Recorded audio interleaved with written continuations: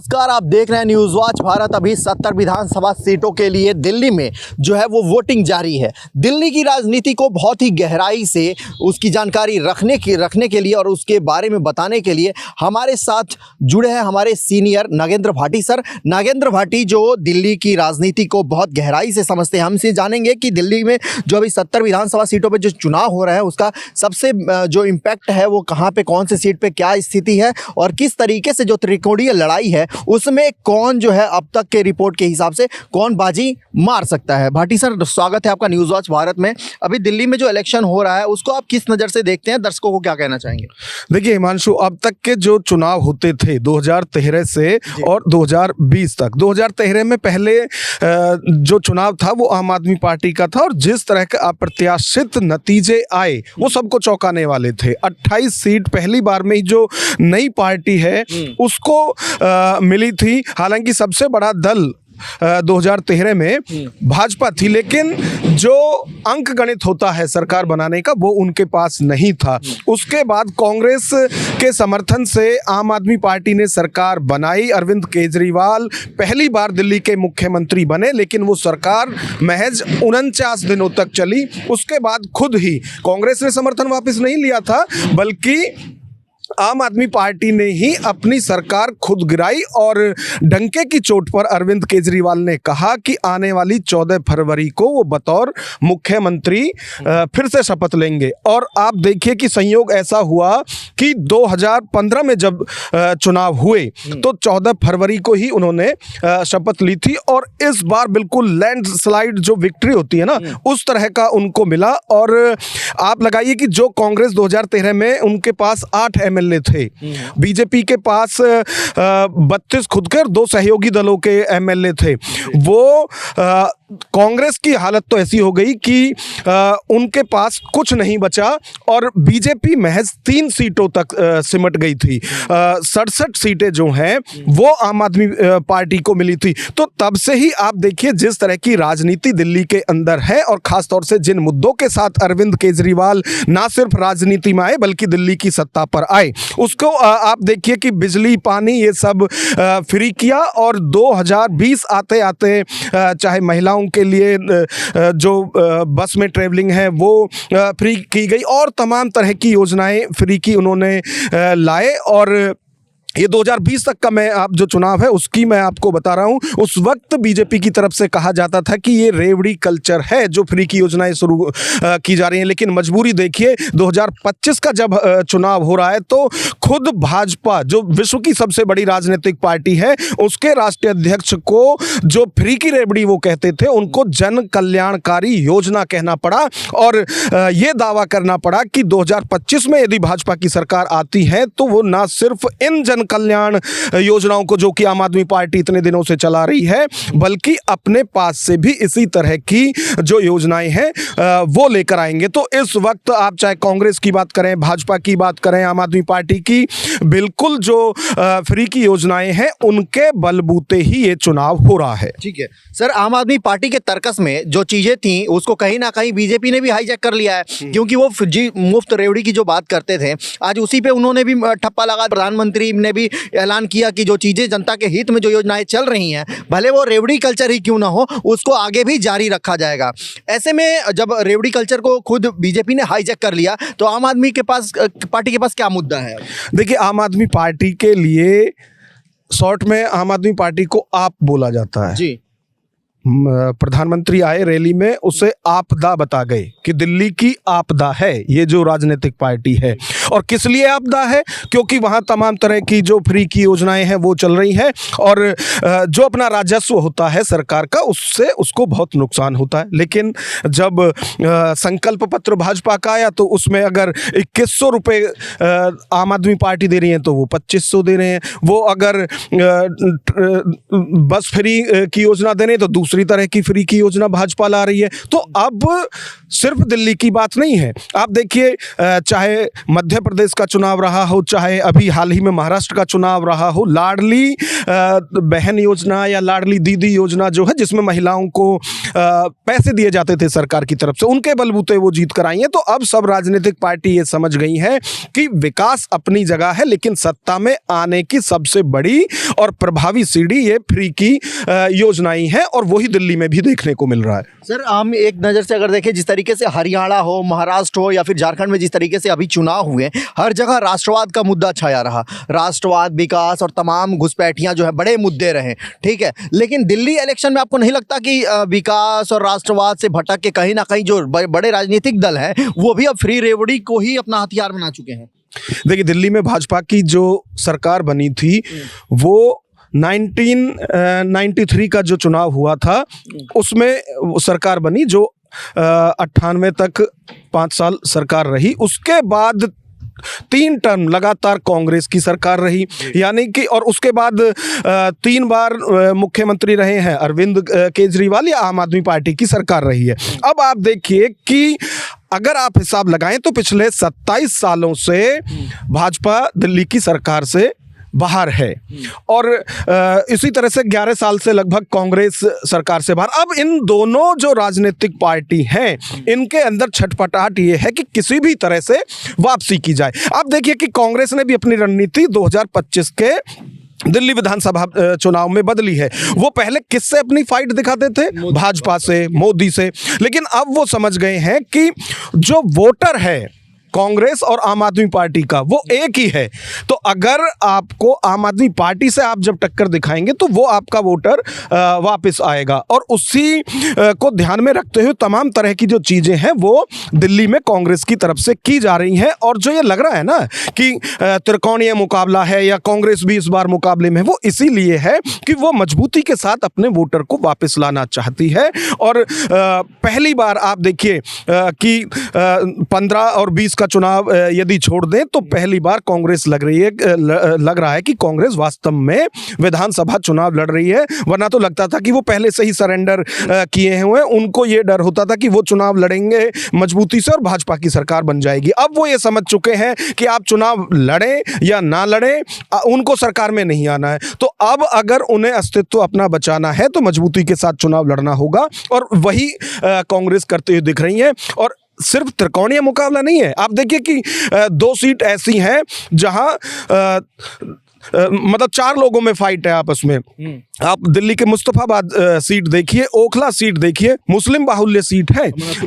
अमानतुल्लाह खान और ताहिर हुसैन जो दिल्ली दंगों के आरोपी थे, उनकी वजह से ये चर्चा में है। और आप देखिए यदि मुस्तफाबाद की हम बात करें तो वहाँ पर कांग्रेस कैंडिडेट भी मुस्लिम है, आम आदमी पार्टी कैंडिडेट भी मुस्लिम है, और ताहिर हुसैन AIM के जो हैं वो भी मुस्लिम है। वहाँ बीजेपी की तरफ से करावल नगर से लगातार 5 बार, एक बार यदि छोड़ दिया जाए तो कपिल मिश्रा जो हैं वो आम आदमी पार्टी से वहाँ जीते जरूर थे, लेकिन अब की बार वो बीजेपी से वहाँ पर चुनाव लड़ रहे हैं, और मुस्तफाबाद मोहन सिंह बिष्ट को भेज दिया गया है। तो यहाँ सर, आपको ये नहीं लगता कि जिस तरीके से मुस्लिम बहुल्य सीट पर एक जो आपने बताया कि मोहन बिष्ट को जो उतारा है भाजपा भारतीय जनता पार्टी में, तो वहाँ की रणनीति को आप भली भांति समझते हैं, ग्राउंड पे आप गए भी हैं, तो ये बताइए कि किस तरीके से वहाँ पे भारतीय जनता पार्टी के लिए कांटे की टक्कर है, या फिर जीतना हारना क्या वहाँ का वास्तव? देखिए 2008 का जो परिसमन हुआ था दिल्ली के अंदर, उससे पहले यानी 2003 का जो चुनाव हुआ था उसमें ये मुस्तफाबाद का बहुत बड़ा हिस्सा करावल नगर विधानसभा में लगती हैं। तो ऐसा नहीं है कि वहाँ पर मोहन सिंह बिष्ट जो हैं वो नए हैं या बाहरी उनको कहा जा सकता है, वो वहीं के हैं, वहीं चुनाव उन्होंने पहले भी वो रहे हैं वहाँ से MLA जब परिसमन नहीं हुआ था। परिसमन होने के बाद करावल नगर अलग विधानसभा बना दी गई, मुस्तफाबाद अलग बना दी गई। तो वहां फाइट में है पूरी तरह से, और जितनी मजबूती से ताहिर हुसैन वहां लड़ेंगे उतना फायदा वहां भाजपा के कैंडिडेट को होगा। ठीक है, ये बताइए अभी जो है 4 जो हॉट सीटें बताई जा रही हैं दिल्ली की, ठीक है, जिसमें से आपको कालिका जी है, नई दिल्ली विधानसभा सीट है, और ये मनीष सिसोदिया की जंगपुरा जो है, ये 3 सीटों में आपके हिसाब से राजनीति किस तरफ जा रही है? वोटर किस तरफ जाएंगे इस बार? देखिए अरविंद केजरीवाल की जो स्थिति 2013, 15 या 20 के चुनाव में थी, या आम आदमी पार्टी के लिए भी यदि हम कहें, वो स्थिति अब नहीं है। जब सबसे बड़ा कारण जहां तक मैं जानता हूं, कोरा कागज होता है, उस पर सब कुछ साफ दिखता है। जब वो कागज पे आप कुछ लिख देते हैं तो वही हाल है अभी केजरीवाल के राजनीति की। जब वो 13 में आए थे तो बहुत ही साफ धूमिल उनकी जो छवि थी वो बहुत बेहतरीन थी, लेकिन अभी तमाम उन पे भ्रष्टाचार और कई तरह के आरोप लगे हैं, जेल भी जा चुके हैं अभी। लेकिन इस तरीके से जो है उनका अभी जो लड़ाई है वो काफ़ी भारी पड़ने वाला है। देखिए, अरविंद केजरीवाल की राजनीति को आप समझिए, वो जब आए तो उनको खुद को भी इतनी उम्मीद नहीं थी, और किसी भी पार्टी को जो पहला चुनाव लड़ रही हो उसे इतनी उम्मीद नहीं होती है। लेकिन जो उन्होंने दिल्ली की जनता को सपने दिखाए, आप देखिए कि किसी हद तक लोग उन पर बहुत ज़्यादा विश्वास करते थे और करते हैं भी। अभी भी हम ये नहीं कह सकते हैं कि उनका जो जादू है वो खत्म हो गया है। ये तो आप देखिए कि जो केंद्र के चुनाव होते हैं, जैसे 14 में थे मोदी जी का जो जलवा था, क्या वो अब 24 के चुनाव तक रहा? सीटें भी कम हुई, हालांकि बीच में बहुत ज़्यादा उसके चुनाव में बढ़े भी। तो ये उछाल और दबाव अपना अलग है, लेकिन इस बार जिस तरह से एक छवि थी अरविंद केजरीवाल की और उनकी पार्टी की, एक ईमानदार लोग इससे जुड़े हैं। वो चाहे शराब घोटाले की बात करें, जल बोर्ड घोटाले की बात करें, जो अरविंद केजरीवाल कहते थे कि उन्हें सरकारी मकान भी नहीं चाहिए, और शीला दीक्षित पर तमाम तरह के आरोप वो लगाते थे, उनसे कहीं ज्यादा संगीन आरोप अब खुद अरविंद केजरीवाल पर लगे हुए हैं। शीला दीक्षित पर कितने भी घोटालों के आरोप इन लोगों ने लगाए होंगे, लेकिन वो कभी जेल नहीं गई और उन पर कोई कार्रवाई भी उस तरह की नहीं हुई। जब ये सरकार में नहीं थे तो उस वक्त कहते थे कि हमें आप दिल्ली की सत्ता सौंपिए, हम एक एक केस खुलवा देंगे। उसके बाद वो कहते हैं कि यदि भाजपा वाले हमें फाइल दें तो हम जरूर कार्रवाई आगे शुरू करेंगे। तो इन सब चीजों से जो उनकी क्रेडिबिलिटी थी वो धीरे धीरे कम हुई है। लेकिन सवाल ये है कि क्या वो क्रेडिबिलिटी दिल्ली के लोगों के दिल से इतनी कम हो गई है कि उन्हें सत्ता से बाहर का रास्ता दिखाएं? फाइट में जरूर भाजपा है, फाइट में जरूर त्रिकोणीय मुकाबला कांग्रेस कर रही है, लेकिन अभी ये कहना कि सत्ता परिवर्तन हो रहा है, ये बहुत बड़ा बयान हो जाएगा अपने आप में।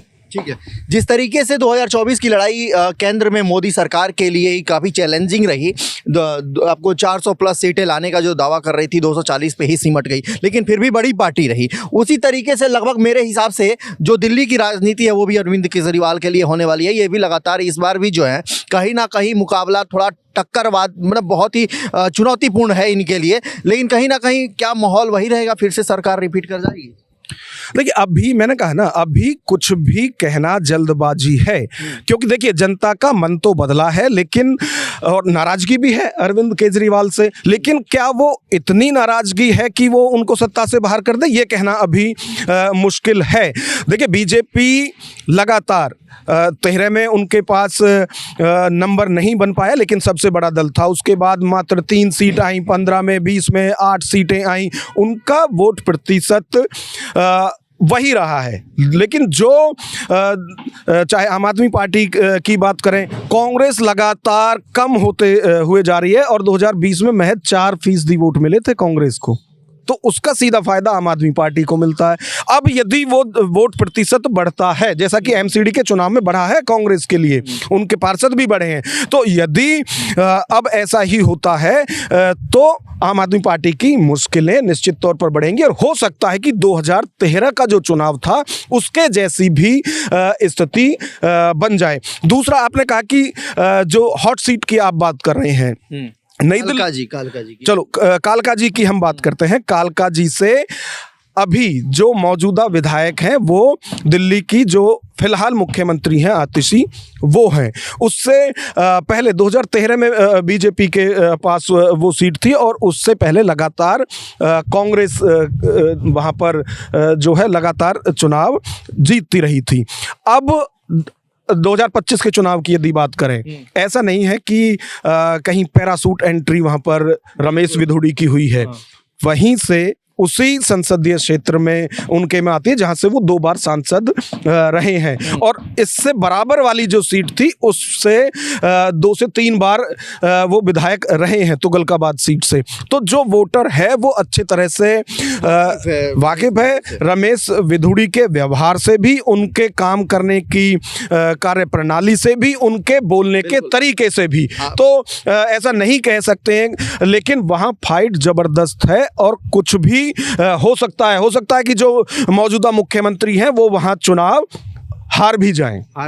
लेकिन वहीं कांग्रेस की अलका लांबा जो हैं और रमेश विधुड़ी की आपने अभी जो चर्चा करी कि इनके व्यवहार से लोग वाकिफ हैं, क्या ये वही व्यवहार है जो संसद में उन्होंने के जो बयान दिया था, और अभी बीते दिन जो है आतिशी जो मुख्यमंत्री हैं उनके परवरिश और उनके पिताजी को लेकर के बड़ा बयान दे दिया? क्या इस तरीके के जो बयान है कहीं ना कहीं इससे उनको, या फिर जनता वही चाहती है, या फिर इससे उसको इन बयानों से उनका नुकसान होगा? देखिए, जो भी इस तरह के बयान होते हैं ये सब पॉलिटिकल माइलेज के लिए होते हैं। अभी हो सकता है कि साथ बैठकर आप उन्हें खाना खाते हुए भी देखें, लेकिन जब चुनाव मोड़ पर आदमी होता है उस वक्त दूसरी तरह की बातें की जाती हैं।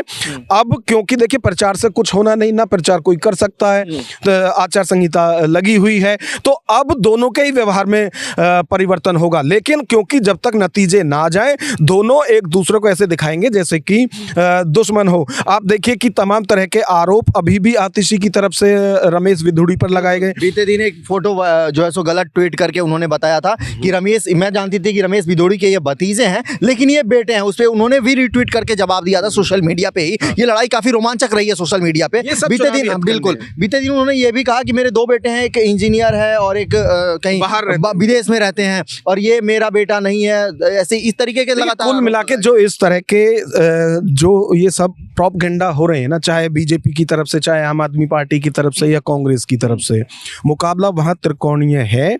लेकिन जो मुख्य फाइट है वो बीजेपी और कांग्रेस के बीच में ही है। कांग्रेस जितना भी वोट लाएगी उसका फायदा वहां भाजपा को होना है। मार्जिन जो जीत हार का है उसको वो कम करेगा। चाहे वहां आतिशी जीतें तो कम मार्जिन से जीतेंगी यदि कांग्रेस की ज्यादा वोट आती हैं, और यदि रमेश विधुड़ी जीतते हैं तो मार्जिन वहां भी ज्यादा नहीं रहेगा। राजनीति को हम एक तरफा करके देख लेते हैं। 36 सीटें जिसके खाते में आएंगी वो सरकार बनाएगा, ये तय है। लेकिन मान के चलिए अगर भाजपा को अगर लगता है कि 1-2 सीटें कम हो रही हैं और जरूरत पड़ी तो क्या कांग्रेस और आम आदमी पार्टी गठबंधन करके सरकार बनाएगी दिल्ली में? पहले भी हुआ है, 2013 के चुनाव में यही स्थिति थी और वो मिल गए थे। देखिए, जो बीजेपी, आम आदमी पार्टी कह लो, या बीजेपी और कांग्रेस, ये नॉर्थ पोल और साउथ पोल हैं। ऐसा कभी नहीं हो सकता कि आम आदमी पार्टी और बीजेपी मिलकर सरकार बना लें, या आम आदमी माफ कीजिएगा बीजेपी और कांग्रेस मिलकर सरकार बना ले। ऐसा हो ही नहीं सकता। विचार भी अलग और सारी चीज़ें अलग हैं। लेकिन देखिए, राजनीति होने को कुछ भी हो सकता है, लेकिन ये संभावना बहुत ज़्यादा है कि या तो हंग असेंबली रहे, फिर से चुनाव हो, यदि ऐसी स्थिति बनती है कि किसी को कम किसी को ज़्यादा, वरना तो कांग्रेस और आम आदमी पार्टी मिलकर पहले भी सरकार बनाई है, अब भी बना सकते हैं यदि ऐसी स्थिति होती है चुनाव के बाद तो। ठीक है, तो ये रहा दिल्ली का राजनीतिक जो चुनावी मिजाज है। और सबसे एक और महत्वपूर्ण सीट है जिसमें जहां की जनता, हमने खुद कवर करा था आपका वो पटपटगंज विधानसभा, जहां पे जनता ने बताया कि कहीं ना कहीं काम ना करने की वजह से जो सिसोदिया है, जो पूर्व शिक्षा मंत्री जो है, वो वहां से भाग खड़े हुए हैं। ऐसा जनता का कहना है कि वो भाग खड़े हुए और जंगपुरा सीट से वो इस बार चुनावी मैदान में है। तो उनको लेकर के क्या आपकी मतलब एनालिटिक्स जो है वो क्या कहती है राजनीति? देखिए, जिन लोगों ने आपसे ये बात कही होगी ना कि मनीष सिसोदिया यहाँ से भाग गए हैं, भगोड़े हैं, वो निश्चित तौर पर आम आदमी पार्टी का वोटर नहीं है, वो भाजपा का वोटर होगा या कांग्रेस का होगा, है ना? नहीं, दूसरी बात देखिए, सबकी अपनी अपनी बात है, ये सच्चाई है। 17 महीने वो जेल में रहे, ना अपने क्षेत्र में आए होंगे, ना कहीं गए होंगे जो आदमी जेल में है। लेकिन उनका यहाँ सीट छोड़ने का सबसे बड़ा वजह था 2020 का चुनाव। मात्र 3000 वोट से जो इतना बड़े कद का नेता है आम आदमी पार्टी में, नंबर 2 के नेता हैं वो केजरीवाल के बाद, महज 3000 वोट से जीते। और फिर से बीजेपी ने उन्हीं रविंदर नेगी को उतारा है जिन्होंने फाइट दी थी। तो ये सब चीजें हैं। और 15,000 का मार्जिन था जंगपुरा सीट पर जो परवीन कुमार जीते थे आम आदमी पार्टी के। तो हो सकता है इन सब चीजों को देखते हुए वो उधर गए हैं, लेकिन जो लैंग्वेज है वो निश्चित तौर पर विरोधी लोग ही इस तरह की करेंगे। ठीक है, ये बताइए यहाँ पे जो सीट जो तब बदली हुई है, वहां से इस बार आम आदमी पार्टी ने अवध ओझा को उतारा है, तो क्या लग रहा है इस बार बलि का बकरा बनने वाले हैं क्या अवध ओझा जी? देखिए, अभी नतीजे दूर हैं, अभी तो वोटिंग चल रही है, लेकिन किसी के लिए भी कुछ भी कहना बहुत जल्दबाजी। आप देखिए, पटपड़गंज विधानसभा की यदि बात करें तो यहाँ निर्णायक भूमिका में पूर्वांचल का वोटर और उत्तराखंड का वोटर है। और रविंदर नेगी की यदि बात करें तो उनकी छवि एक कट्टर हिंदू नेता की वहाँ बनी हुई है। अभी आपने देखा होगा कि बीच में वो पटरी वालों को भगवा झंडे दे रहे थे और नेम प्लेट लगाने के लिए उसमें बहुत ज़्यादा उनका नाम उसमें रहा है। फाइट अच्छी दी थी 2020 के चुनाव में और इसीलिए बीजेपी ने फिर उन पर भरोसा जताया। लेकिन आप देखिए कि अनिल चौधरी जो कांग्रेस से हैं वो वहाँ विधायक रहे हैं, लेकिन जब से राजनीति में आम आदमी पार्टी आई है तब से वो भी हार का ही स्वाद चख रहे हैं। इस बार उम्मीद के साथ वो भी आए हैं, बीजेपी वाले भी हैं। और अवध ओझा अपने आप में ही जिस तरह की वो बातें करते हैं, तो ऐसा नहीं है कि अननोन चेहरा है, लेकिन स्थिति वहाँ बहुत ज़्यादा अच्छी नहीं है आम आदमी पार्टी के लिए। तो वहाँ बीजेपी का जो प्रत्याशी है वो वहाँ हो भी सकता है कि चुनाव नतीजे उसके फेवर में हो।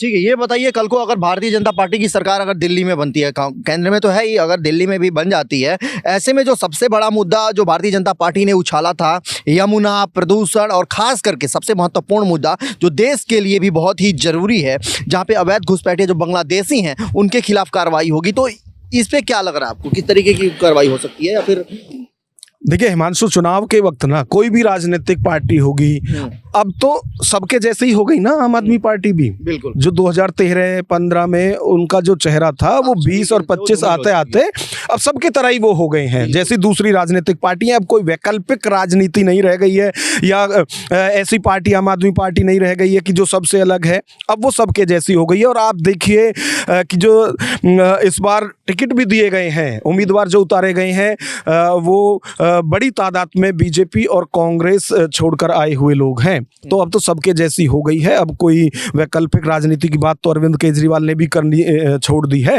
जैसी वो करते थे। तो अब कुछ भी हो सकता है। नतीजे इस बार भाजपा के लिए पहले से तो बहुत ज़्यादा बेटर रहने वाले हैं। अब वो जादुई आंकड़े को छूती है या पार करती है या वहाँ तक पहुँचती है, ये कहना भी मुश्किल है। तो ये हमारी एक छोटे से एपिसोड में लगभग दिल्ली की जो पूरी राजनीति है वो हमने इसमें समाहित करने की कोशिश करी है। और नगेंद्र भाटी सर ने जिस तरीके से दिल्ली की राजनीति को समझाया है, हमें लगता है दर्शकों आप बखूबी दिल्ली के हर एक सीट और हर एक बड़े मुद्दे को इस एपिसोड में देखे होंगे और समझे होंगे। भाटी सर, आखिरी संदेश जो अभी दर्शकों को देना चाहते हैं? नहीं, देखिए मैं कोई नेता तो हूँ नहीं कि संदेश दूंगा, लेकिन सबसे बड़ी बात यह है कि दिल्ली में चुनाव है, सबको घरों से बाहर निकलकर वोट करनी चाहिए। उसके बाद कोई दूसरे आप काम कर सकते हैं। अब तो हर ऑफिस की तरफ से छूट भी दी गई है कि आप वैकल्पिक तौर पर छुट्टी भी ले सकते हैं। तो इन सब चीज़ों को करते हुए वोट जरूर करें। और अभी तक जो आंकड़े आ रहे हैं, सबसे ज़्यादा जो वोटिंग है वो रीसेटलमेंट कॉलोनी और जो ग्रामीण क्षेत्र हैं दिल्ली के, वहाँ बम्पर वोटिंग हो रही है। जहाँ सरकारी आवास जो है एम्प्लॉय रहते हैं वहाँ वोटिंग अभी कम है। तो गुजारिश यही है कि सब लोग इसमें अपनी भागीदारी निभाएं। किसी को, जिसको जो भी पार्टी को वोट करना है, वोट जरूर करें।